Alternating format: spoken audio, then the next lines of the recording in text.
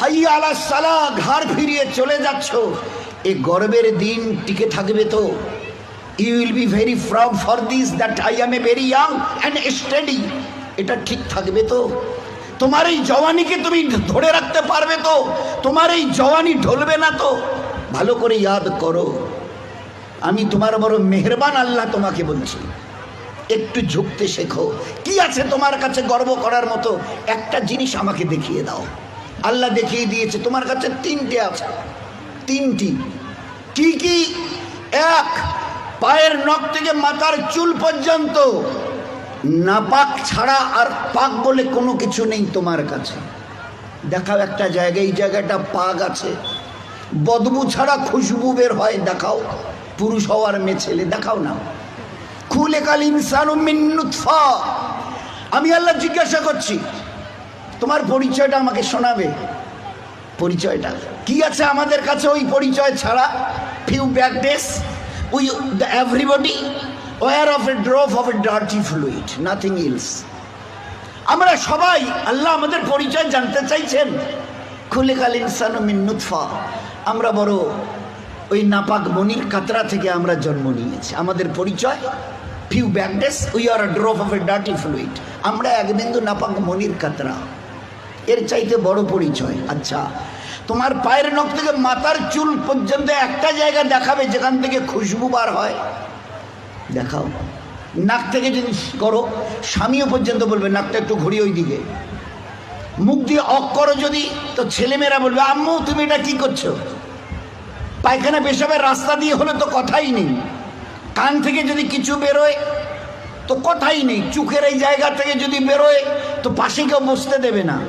এরপরে পুরো শরীরের এক একটা লোমের গোড়া থেকে যদি একটু করে ঘাম বের হয়, তো আমার নিজের বিবি, নিজের বেটা বেটি বলবে না আব্বু, স্বামী একটু হাতটা দাও তো, একটু চুমু দিই। চুমু দি, ঘাম বেরোচ্ছে তো, তুমি তো হাজারো হলে আমার স্বামী, তুমি তো আমাদের আব্বু, তা একটু দাও না, একটু চুমু দিই। কেউ সবাই আব্বু একটু হাতটা সরিয়ে নাও না, ঘাম বেরোচ্ছে। এই তো তোমার পরিচয়, পায়ের নখ থেকে মাথার চুল পর্যন্ত বদবু ছাড়া কোথাও। তিন, খুলিকাল ইনসানু মিন জাইফা, তোমরা বড় দুর্বল। আমি জিজ্ঞাসা করছি, 3.5 হাতের একটা এইরকম শরীর, সুটাম চেহারা, আচ্ছা তোমার পিঠে কি বসে আছে? এইভাবে 2-3 বার দেখার পরে বলবে কই, দেখা তো যায় না। আচ্ছা, তা তুমি না খুব বুদ্ধির বড়াই করো, মডার্ন টেকনোলজি আর সায়েন্সের খুব গালগপ্প করো, তোমার নিজের পিঠে কি বসে আছে তুমি বলতে পারো না? বলে না, তা জানি না। আচ্ছা 10 মিনিট পরে তোমার পজিশন, অবস্থা কি থাকবে জানো তুমি? বলে আমরা কিচ্ছু জানি না। বাজারে যাবে বলে ব্যাগ নিয়ে মোটর সাইকেলের হুকে আটকে দিয়ে স্টার্ট করে খালি বাজারে গিয়ে স্ট্যান্ড করে খালি পা দিয়ে স্ট্যান্ডটাকে খালি ঠিক করে দিয়েছে, পিছন থেকে একটা গাড়ি এসে ধাক্কা দিল আর সঙ্গে সঙ্গে ডেথ। লাশ নিয়ে বাড়ি চলে গেল। এসছিল বাজার করতে, বড় ঝোলা নিয়ে এসছিল, বড় আশা করে মেহমান অপেক্ষা করছে বাড়িতে। বাজার থেকে ব্যাগে বাজার যায়নি, তার লাশ চলে গেছে বাড়িতে। খুলিকাল ইনসানু মিন জাইফা। 4, আল্লাহ জিজ্ঞাসা করছে আব্দুর রহমান বয়স কত? হ্যাঁ আল্লাহ 42 চলছে। বাকি কত? I know nothing about my age. Noorjahan তোমার বয়স কত চলছে? আল্লাহ 45 চলছে। আচ্ছা এরপরে আর বাকি কত? তা আল্লাহ আমি কেমন করে বলবো? বলেন না তোমার নিজের বয়স, তাহলে তা তো জানি না। এই তো তোমার অবস্থা, এই তো তোমার অবস্থা। তুমি এক বিন্দু নাপাক, তুমি বড় দুর্বল, তুমি বড় বদবুদার, আর তুমি তোমার নিজের 10 মিনিট পরের অবস্থা তাও তোমার জানা নেই। এরপরেও যে আল্লাহ তোমাকে তিলে তিলে তার দয়ায় এই সেকেল সুরত আর এইরকম হায়াত দিয়েছে, একবারও তার কথা ভাবো না? একবারও তার কথা ভাবো না যে কত দয়ায় তিনি তোমাকে প্রতিপালিত করেছেন? দেখবেন সবাই, আমরা তো ওই সময় থাকি না, ওখানে মেয়েরাই থাকে।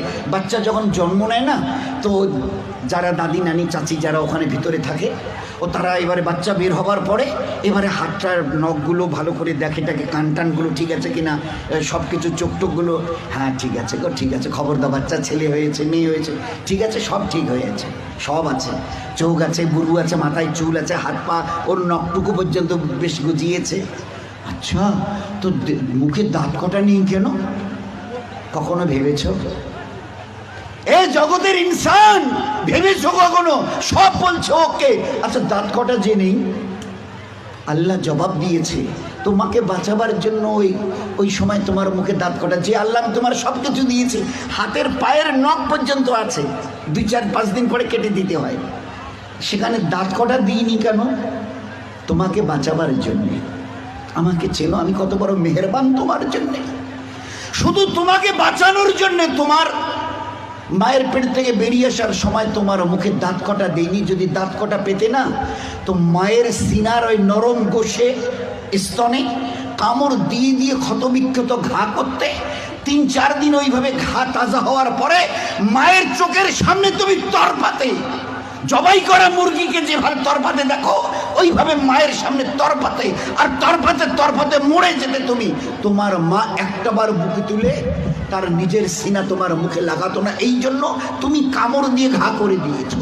আমি বাঁচাবার জন্যে সব কিছু তোমার মায়ের পেটে বানিয়েছি, পুরো ফিগারের যা কিছু প্রয়োজন, each and everything has been given from myself, শুধুমাত্র except your teeth, তোমার দাঁত বাদ দিয়ে, যেখানে আমি তোমাকে আমার দয়ায় বাঁচাতে চাইছিলাম, ওই জন্য দাঁত কটা দিনই, নয়তো মায়ের স্তনকে কেটে ছিন্ন বিচ্ছিন্ন করতে, মায়ের চোখের সামনে তরপাতে তরপাতে তুমি মরে যেতে।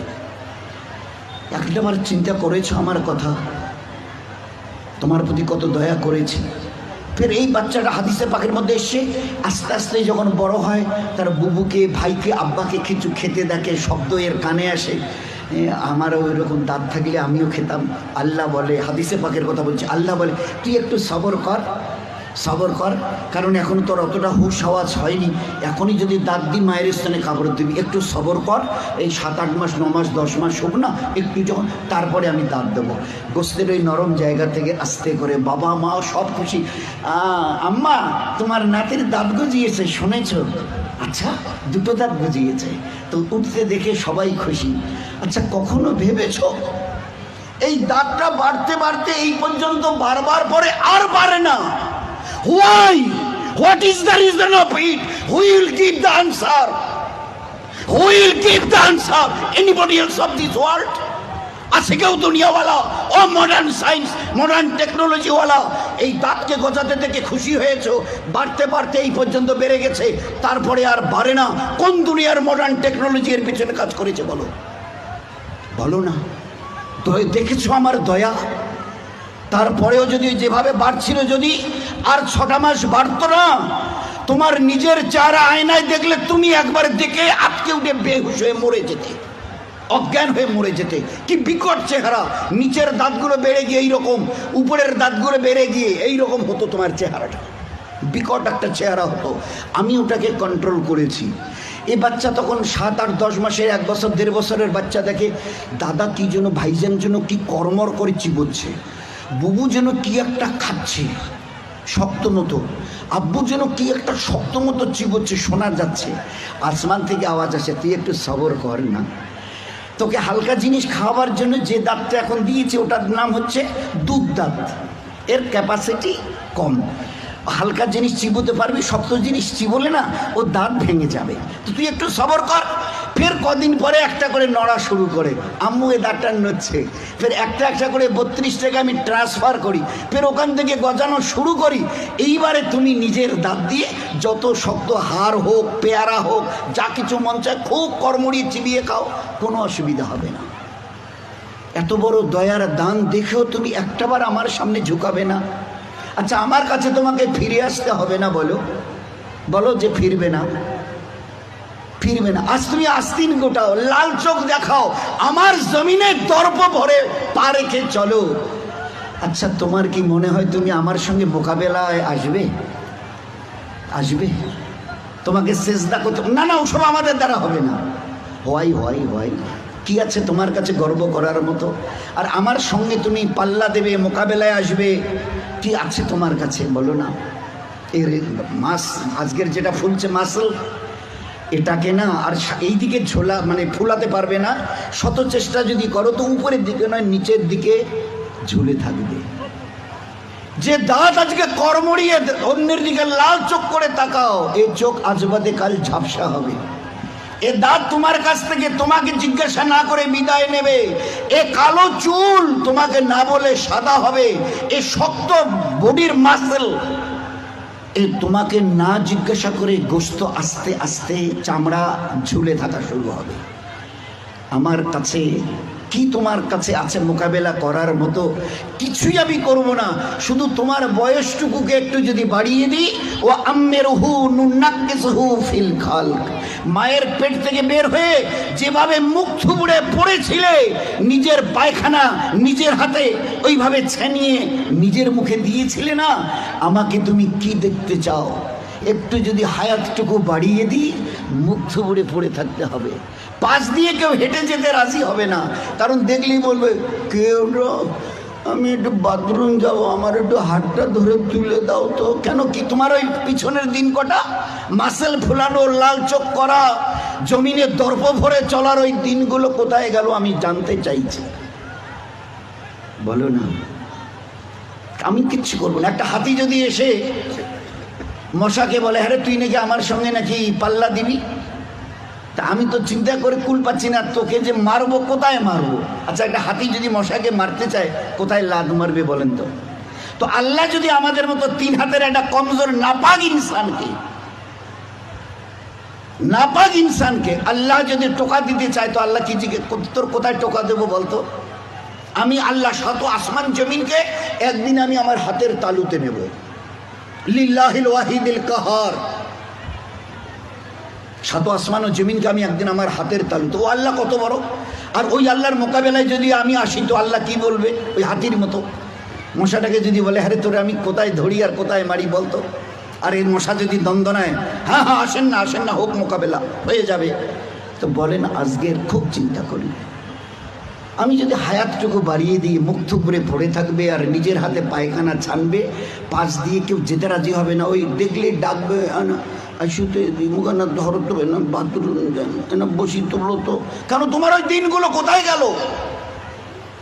এইরকম বুক ঠুকা দিনগুলো তোমার কোথায় গেল? দোস্ত ও দিন আসবে, ফের দুনিয়া থেকে বিদায় নিয়ে খোদার কাছে ফিরে যেতে হবে। আল্লাহ কুল্লু নাফসিন যায়কাতুল মাউত সুম্মা ইলাইনা তুরজাউন। কে আছো দুনিয়ায়? ঝুপড়িওয়ালার কুরসিওয়ালা কে আছো যে আমার কাছে আসবে না?